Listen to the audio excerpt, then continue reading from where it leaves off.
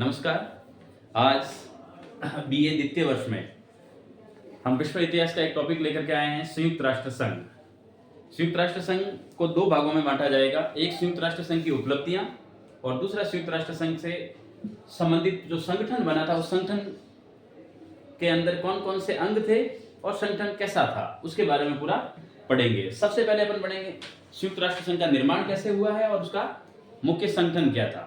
इस संगठन के बाद दूसरा जो वीडियो आएगा उस दूसरे वीडियो में हम पढ़ेंगे उसकी उपलब्धियां क्या है, संयुक्त राष्ट्र संघ की कैसी भूमिका रही है और किन किन देशों में जाकर के उन्होंने समस्याओं का समाधान किया। जो अंतर्राष्ट्रीय संकट पैदा होते हैं उन अंतर्राष्ट्रीय संकटों का निपटारा करने के लिए एक संगठन बनाया था जिसे कहा जाता है संयुक्त राष्ट्र संघ। ठीक है, इसका जो एक पार्ट है वो एक पार्ट महासभा है, उस महासभा को लघु संसद कहा जाता है। क्या कहा जाता है? जबकि संयुक्त राष्ट्र संघ को विश्व का हृदय कहा जाता है। क्या कहा जाता है? अब क्या होता है और किसके तहत ये संगठन बना है इसके बारे में थोड़ा प्रारंभ में अपन पढ़ते हैं। ये जो संयुक्त राष्ट्र संघ है इसका निर्माण द्वितीय विश्व युद्ध के दौरान ही हलचल शुरू हो गई थी। निर्माण से संबंधित प्रक्रियाएं, विश्व का अधिकांश जो समुदाय था वो लगभग विश्व इतिहास में जो संकट चल रहा था, वर्ल्ड वॉर यानी विश्व युद्ध जो द्वितीय चल रहा था उसमें प्रभावित था। सब लोग चाहते थे कि बार बार विश्व के सारे देश आपस में लड़ाइयों में बिजी रहे तो विकास नहीं हो पाएगा, लोगों में शांति नहीं आ पाएगी। सारे लोग हिंसा के तरीके अपना रहे थे। तो इस हिंसा पर काबू करने के लिए, विश्व की बड़ी बड़ी शक्तियों को नियंत्रण में लाने के लिए एक संगठन बनाया जाना जरूरी था जो उन पर कंट्रोल करे। उसको कंट्रोल करने के लिए एक संगठन लाया गया और वही संगठन बना संयुक्त राष्ट्र। वैसे ये ऐसा नहीं है कि पहली बार प्रयास हुआ था, प्रथम विश्व युद्ध के बाद भी इसके संदर्भ में प्रयास हुआ, तब एक संगठन बना था राष्ट्र संघ। राष्ट्र संघ अपने कामों में इतना सफल नहीं हो पाया, उनकी कुछ खास उपलब्धियां नहीं हो पाई। इस वजह से सेकेंड वर्ल्ड वॉर शुरू हो गया और सेकेंड वर्ल्ड वॉर होने के बाद लोगों को लगा कि अब तो हमें किसी भी हालत में एक संगठन ऐसा लाना होगा जो वास्तव में बड़े बड़े शक्तिशाली देशों पर भी थोड़ा कंट्रोल कर सके, नियंत्रण स्थापित कर सके। और जब तक नियंत्रण स्थापित नहीं होगा दादागिरियां चलेगी, और दादागिरियां चलेगी तो विश्व के कई देश आपस में लड़ने शुरू हो जाएंगे। तो उन विश्व के देशों को कंट्रोल करने के लिए सबसे पहले ये विचार दो व्यक्तियों के दिमाग में आया और वो दोनों व्यक्ति उस समय अटलांटिक महासागर से निकल रहे थे। कहां से निकल रहे थे? अटलांटिक महासागर से। और वो दोनों विश्व के शक्तिशाली देशों के प्रतिनिधि थे। एक था यूएसए का राष्ट्रपति, कौन था? रूजवेल्ट। कौन था? और दूसरा ब्रिटेन का प्रधानमंत्री चर्चिल। कौन था? इंग्लैंड का पीएम कौन था? चर्चिल। इन दोनों के बीच में एक गठबंधन के तौर पर ये चीज शुरू हुई थी, लेकिन दोनों एक ही नाम में बैठे थे। विंटर ऑफ पैलेस कहा जाता है जिसको। नाम का नाम क्या था? और उस नाव में बैठ करके जब वो अटलांटिक महासागर से होकर के निकल रहे थे तब उनके दिमाग में ये ख्याल आया कि हमें एक संगठन बनाना चाहिए। और उस संगठन का पूरा प्रारूप उन्होंने तैयार कर लिया, कैसे बनाना है, क्या बनाना है। इसलिए कहते हैं कि ये जो इन दोनों ने पूरा रूपरेखा बनाई इस संगठन के बारे में, ये अटलांटिक महासागर के सफर करते समय बनाई थी। इसलिए उस रूपरेखा बनाने वाले प्रस्ताव का नाम ही रखा गया अटलांटिक चार्टर। क्या नाम रखा गया?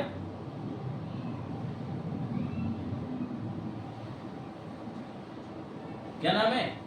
ध्यान रखना, ये जो संयुक्त राष्ट्र संघ है इसके निर्माण से संबंधित पहली प्रक्रिया ही अटलांटिक चार्टर के तहत शुरू हो रही है। यहां से ही इसकी उत्पत्ति मानी जाती है। और ये घटना 14 अगस्त कब? 1941 ईस्वी के दिन इन्होंने परिणत दी थी। तो 14 अगस्त 1941 ईस्वी के दिन एक विश्व इतिहास में चार्टर अस्तित्व में आया। वो चार्टर कौन सा था? Atlantic charter. मैं ज्यादा डिटेल में अभी नहीं जाऊंगा, अभी अपन संगठन पढ़ेंगे, इसलिए कहते हैं अटलांटिक चार्टर के बाद कई सम्मेलन हुए, याल्टा सम्मेलन वगैरह सारे हुए। लेकिन सबसे इंपॉर्टेंट अगर मैं इसमें बताऊं तो इसके बाद एक सम्मेलन आया, सैन फ्रांसिस्को सम्मेलन।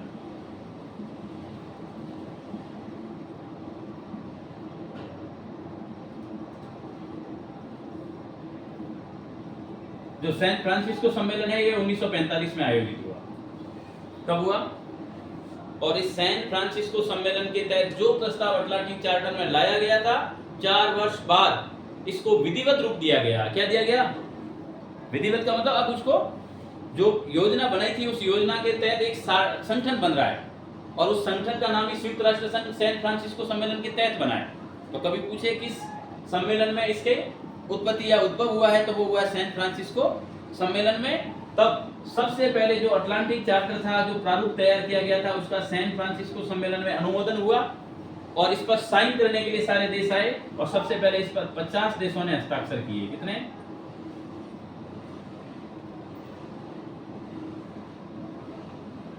कितने देशों ने साइन किए इस पे? 50 देशों ने साइन किए। लेकिन ठीक इसी वर्ष एक देश इसमें और जुड़ गया, और तब हुए 51। कितने हुए? और वो 51वां जो राष्ट्र था वो था पोलैंड। कौन सा था? प्रारंभिक सदस्य ही है, लेकिन जो पहले साइन हुए वो सिर्फ 50 के हुए थे, और पोलैंड के साइन थोड़े दिनों बाद हुए हैं, तब वो उसमें जुड़ा है। तब 51 सदस्य, यानी ये 51 मेंबर से स्टार्ट हुआ है संयुक्त राष्ट्र संघ। कितने से? वर्तमान स्थिति आते आते ये 293 तक पहुंच गया। कितने तक पहुंचा है? तो इसके 293 तक मेंबर बन गए। इतने सारे देश इसके सदस्य बन गए। तो ये 51 से सफर शुरू हुआ था। शानदार सफर रहा इसका संयुक्त राष्ट्र संघ का। और इस संगठन के अस्तित्व में आने के बाद से विश्व में कोई तीसरी बड़ी लड़ाई नहीं हुई है, यानी तीसरा विश्व युद्ध नहीं हो पाया। इसका मतलब अभी भी कहा जा सकता है कि संयुक्त राष्ट्र संघ कुछ हद तक बड़े बड़े देशों को नियंत्रण में करने में सफल रहा है। संयुक्त वो राष्ट्र संघ नहीं रहा था, तो सेकेंड वर्ल्ड वॉर हो गया, ये कुछ हद तक इसमें सफल हो पाया है। लेकिन इस संगठन के कालखंड में, जब संयुक्त राष्ट्र संघ बना, तब इसके कालखंड में एक युद्ध का दौर चला, और वो युद्ध था शीत युद्ध। कौन सा था? शीत युद्ध का पूरा दौर ही इसके कालखंड में चला है। जब इसकी स्थापना हुई उसके बाद में बड़े बड़े राष्ट्रों के बीच में हुए, और वो हुआ एक यूएसए में और एक यूएसएसआर में आपस में संघर्ष शुरू हुआ, और वो संघर्ष ही कहलाता है शीत युद्ध। क्या कहलाता है? शीत युद्ध में लड़ाई नहीं हुई है, आरोप प्रत्यारोप हुए, धमकियां दी गई, सारी चीजें ये हुई, आपस में कभी भी लड़ाइयां नहीं हुई, इसलिए इनको शीत युद्ध कहते हैं। अगर लड़ाई होती तो वो हॉट वार हो जाता, नहीं तो ये कोल्ड वार है। क्या है? आई समझ में? अब अपन पढ़ते हैं इसके संगठन को। किसको? संयुक्त राष्ट्र संघ के। संगठन क्या है? क्योंकि अपना मेन काम ही संगठन को समझना अभी इस वीडियो में, तो अपन इसके संगठन को समझ लेते हैं एक बार।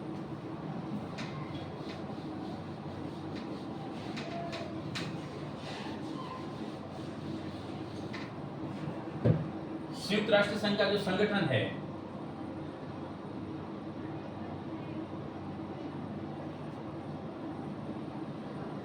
वो संगठन जो प्रथम भाग है इसका वो कहलाता है महासभा।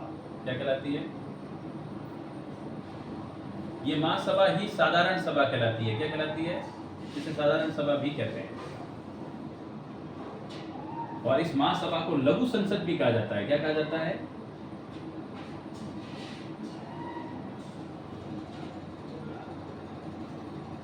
ठीक है। दूसरा भाग इसका सुरक्षा परिषद। क्या है?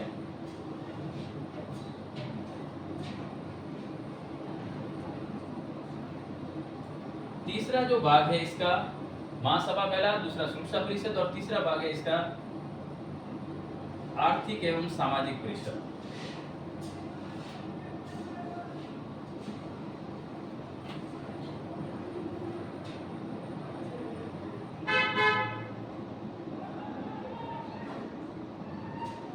चौथा भाग है न्यासिका। पांचवा है अंतर्राष्ट्रीय न्यायालय।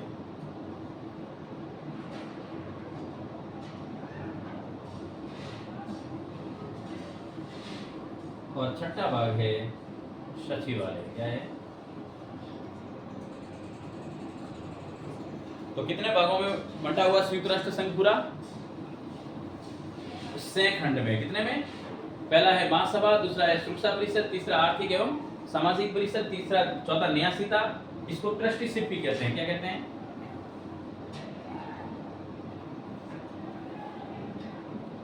अंतर्राष्ट्रीय न्यायालय और सचिवालय। 6 भागों में है। सबसे पहले पढ़ेंगे अपन महासभा को। ये साधारण सभा है।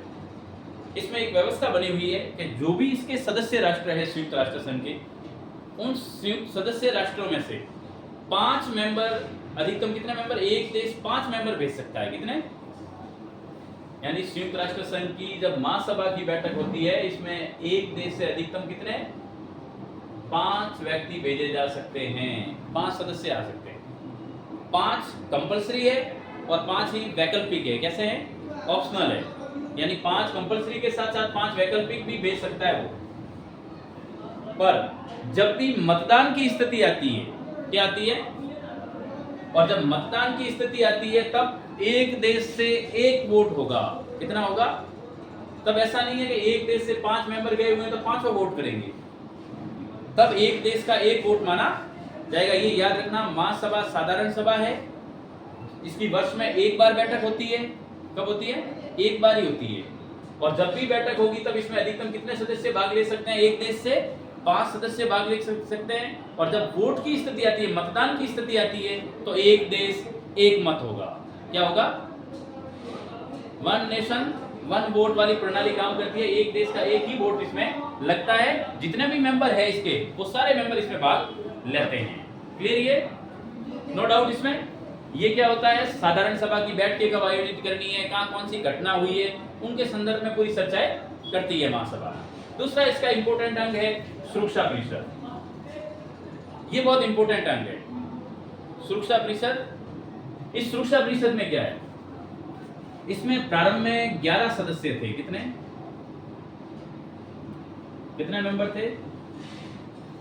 11 सदस्य थे जब बना तब, जिसमें 5 स्थायी थे व 6 अस्थायी थे। क्या थे? कितने? 5 परमानेंट मेंबर थे और 6 टेम्परेरी थे। यानी 5 स्थायी और 6 अस्थायी। टोटल कितने मेंबर हुए? 11 सदस्य। लेकिन वर्तमान में पूछे तो चेंज है वापिस।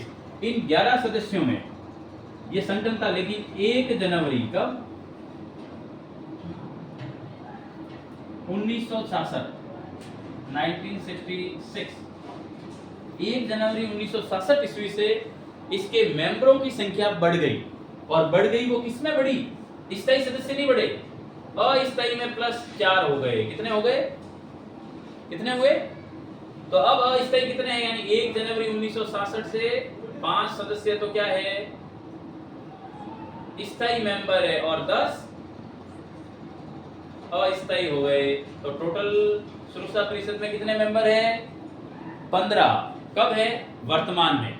बना तब 11 थे, 5 स्थायी, 6 अस्थायी। वर्तमान में स्थिति क्या है?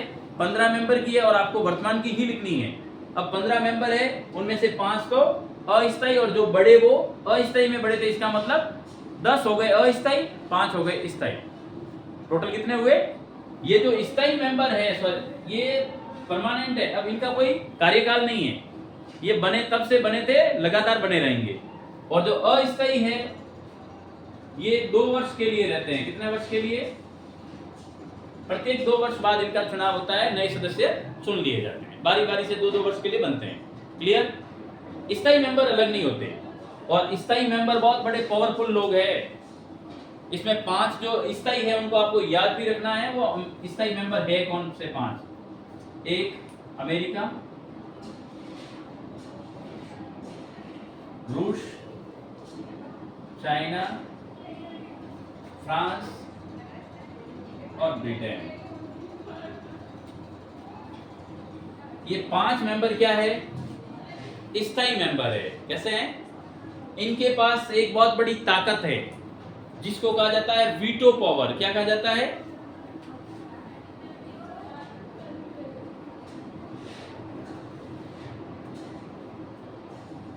और जो वीटो पावर है उसे हिंदी में कहा जाता है निषेधाधिकार। क्या कहते हैं? स्पेशल अधिकार नहीं है, विशेषाधिकार नहीं है। ये निषेधाधिकार है। और निषेधाधिकार का मतलब है रोक लगाने का अधिकार। कोई कामकाज विश्व में हो रहा है और उस घटना से इस 5 सदस्यों में से कोई भी सदस्य सहमत नहीं है, तो वो कह सकता है, वीटो लगा सकता है, यानी मैं इससे सहमत नहीं हूं। और जैसे ही वो वीटो लगाएगा, अब चीजें क्लियर हो गई, फिर उसके ऊपर कोई चीजें चर्चाएं नहीं होगी, उसके ऊपर रोक लग जाएगी। क्या लग जाएगी? वो मामला फिर आगे नहीं बढ़ेगा। तो ये बहुत बड़ी ताकत है। किसी देश पे आक्रमण भी हो रहा है और इन 5 में से कोई एक देश उस पर वीटो लगा दे तो फिर उस पर आक्रमण भी नहीं किया जा सकता। इतना बड़ा पावर है इन 5 मेंबरों।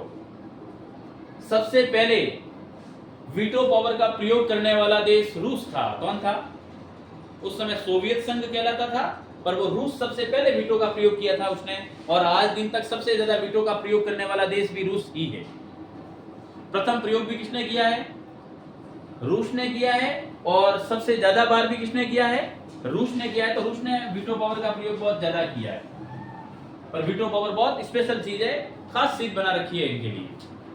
ये इतनी ताकतवर चीज है कि ये देश इस वीटो पावर के कारण इतने विश्व के शक्तिशाली देश है कि इनके सामने किसी की चलती नहीं है। ये विश्व के सबसे बड़े खतरनाक देश है 5 देश। ये नाम याद रख लो, इतने पावर आए हैं, तो वो आए हैं सुरक्षा परिषद में ये 5 स्थायी मेंबर के कारण। क्लियर? भारत ने भी दावा किया था 2004 में स्थायी मेंबर के लिए। ठीक है, तो ये चीज आपको याद रखनी है थोड़ी। इसके अलावा है आर्थिक एवं सामाजिक परिषद। आर्थिक और सामाजिक परिषद क्या करती है?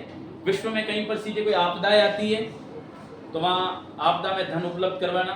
सामाजिक क्षेत्र में कुछ परेशानियां हैं, तब चीजें तो कहते हैं अकाल, रात, भूकंप, तूफान, बाढ़, युद्धग्रस्त क्षेत्र, महामारी, बीमारियां वगैरह फैल जाए तो वहां जाकर के ये अपने अपने संगठनों के हिसाब से काम करेंगे। तो सामाजिक क्षेत्र में और आर्थिक क्षेत्र में होने वाले क्रियाकलापों के लिए कुछ संगठन बने हैं। जैसे इसके बहुत सारे संगठन हैं, यूनेस्को, यूनिसेफ, ILO,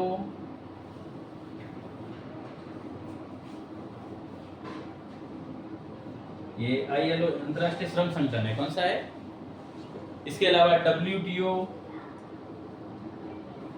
पढ़ा है ना? विश्व व्यापार संगठन, वर्ल्ड ट्रेड ऑर्गेनाइजेशन। ये सारे संगठन बने हुए हैं। इस प्रकार कई सारे इनके अभिकरण हैं। यानी ये तो मेन संगठन है। आर्थिक और सामाजिक परिषद के कुछ और भी अंग है, वो उनके क्षेत्र से रिलेटेड काम करते हैं। यूनेस्को धरोहर से संबंधित काम करता है, यूनिसेफ बच्चों के एजुकेशन से और उनके संकट से संबंधित काम करता है। ये श्रम मजदूर संगठन है, ये व्यापार से रिलेटेड है। इसके अलावा WHO भी है जो स्वास्थ्य के क्षेत्र में काम करता है। वर्ल्ड हेल्थ ऑर्गेनाइजेशन, बड़ी बड़ी महामारी आती है तब ये काम करता है, जैसे कोरोना के टाइम में WHO ने काम किया था। तो ये सारे संगठन काम करेंगे। ये सारे किसके अंग हैं? आर्थिक और सामाजिक परिषद में। विश्व में कहीं पर भी कोई घटनाएं घटित होती है तो ये सारे संगठन वहां सक्रिय हो जाते हैं। क्लियर? इसके अलावा एक संगठन बना हुआ है न्यासिता, ट्रस्टीशिप। न्यास बनता है, ट्रस्ट बनता है ना, वैसे कुछ ऐसे क्षेत्र है जो अभी भी संयुक्त राष्ट्र संघ के अंतर्गत नहीं है, और कुछ ऐसे भी थे जो प्रथम विश्व युद्ध के बाद ज्यादातर राष्ट्र संघ के हिस्से से बाहर रह गए थे, और दूसरी चीजें ऐसी भी है जो प्रथम विश्व युद्ध के बाद किसी विजेता राष्ट्रों ने किसी देशों से कुछ जगह छीन ली और वो उनके नियंत्रण में नहीं थी, तो वहां पर प्रबंधन के लिए न्यासिता बनी हुई है। क्या बनी हुई है? वहां का कामकाज ये ट्रस्टीशिप देखेगी। पूरा मैनेजमेंट कौन देखेगा? ट्रस्टीशिप वाले देखेंगे कि वहां उनका काम चलेगा। जैसे देखो, जापान का, फ्रांस का कोई हिस्सा ऐसा है जो फर्स्ट वर्ल्ड वॉर के बाद जर्मनी जैसे कि कहीं छीने गए। कुछ हिस्से ऐसे थे जो आज दिन तक भी उन देशों के पास नहीं आए, छीने हुए थे, एक तरफ थे। तो उनके व्यवस्था का काम देखने वाली संस्था कौन सी है? न्यासिता। क्लियर? इसके अलावा सबसे प्रमुख संगठन एक और है, अंतर्राष्ट्रीय न्यायालय। अंतर्राष्ट्रीय न्यायालय क्या करता है?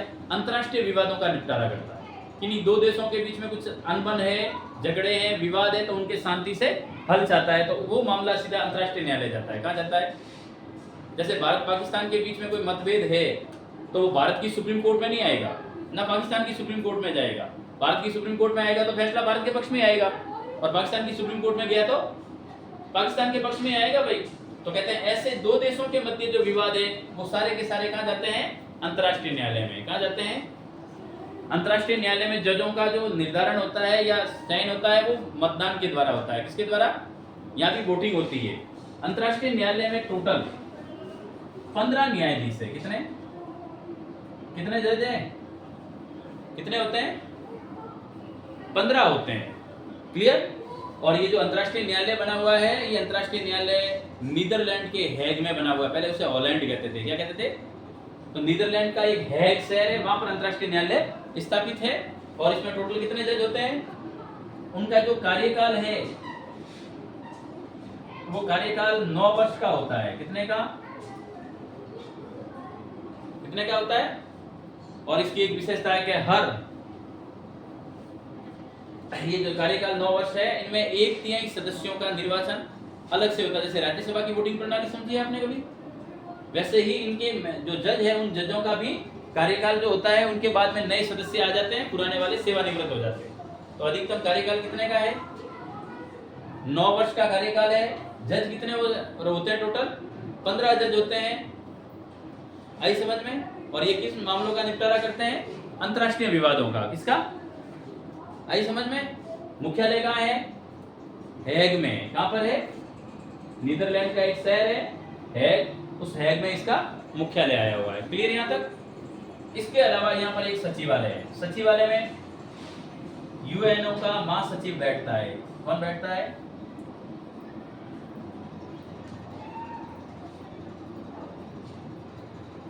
यूएनओ के जो प्रथम महासचिव थे वो थे त्रिवेली। कौन थे? लेकिन इतना पूछा जाए नहीं पूछा जाए, ये उसकी अध्यक्षता करता है, बैठकों में भाग लेता है। यूएनओ संयुक्त राष्ट्र संघ की सारी बैठकों में भाग ले सकता है ये यूएनओ का महासचिव। अब जो यूएनओ का वर्तमान में महासचिव है उसका नाम है एंटोनियो गुटेरस। क्या नाम है? Antonio Guterres. तो पुर्तगाल से हैं। कहां से हैं? तो एंटोनियो गुटेरस यूएनओ के महासचिव है अभी वर्तमान में। ये भी याद रखना है, सचिवालय में सारे ऑफिशियल काम होते हैं और इनमें लगभग बैठता कौन है? यूएनओ का महासचिव। लेकिन इसके संदर्भ में ये भी याद रखना है कि यूएनओ का महासचिव इस संयुक्त राष्ट्र संघ की सारी बैठकों में भाग ले सकता है। उसके लिए ये चीज रास्ता खुला हुआ है क्योंकि वो संयुक्त राष्ट्र संघ का महासचिव है। क्लियर? ये सिर्फ संगठन है। क्या है? टोटल कितने खंडों में डिवाइड है? 6 खंडों में डिवाइड है। कितने में है? यहाँ तक कंसेप्ट क्लियर है? कोई प्रॉब्लम नहीं? तो आज की क्लास में सिर्फ संयुक्त राष्ट्र संघ का संगठन है। कल अपन संयुक्त राष्ट्र संघ की उपलब्धियां और संयुक्त राष्ट्र संघ कहां किन किन देशों में मध्यस्थता करने गया हुआ है उसके बारे में पूरा वीडियो लेकर के आएंगे। तब तक के लिए धन्यवाद। बंद कर दें।